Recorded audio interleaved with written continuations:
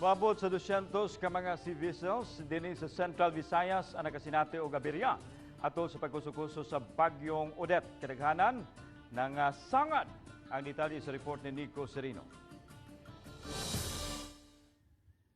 Kuha kini sa surface og aerial inspection nga gihimo sa taga Philippine Coast Guard ug taga AFP. Gisusi ang kadagatan palibot sa Central Visayas sa mga barko ug ubang mga vessels nga naapektuhan sa bagyo.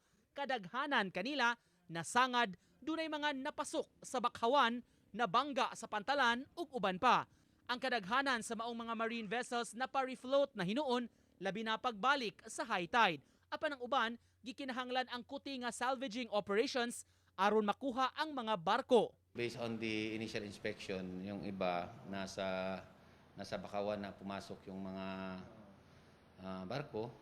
So sa ngayon sir, we are still coordinating with the shipping companies how to extract the vessel from the grounding area.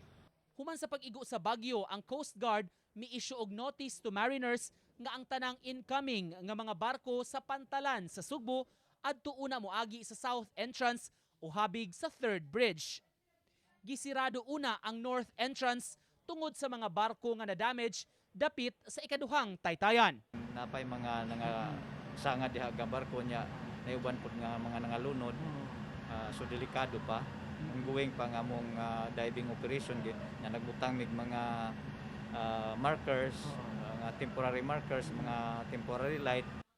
Samtang busy sab karon ang taga Coast Guard sa relief efforts nga gihimo sa mga lagyong lugar. Usa sa mga unang nabisita nila ang mga isla sa Northern Bohol aron mapahatod ang hinabang nga gikinahanglan kaayo sa katawhan.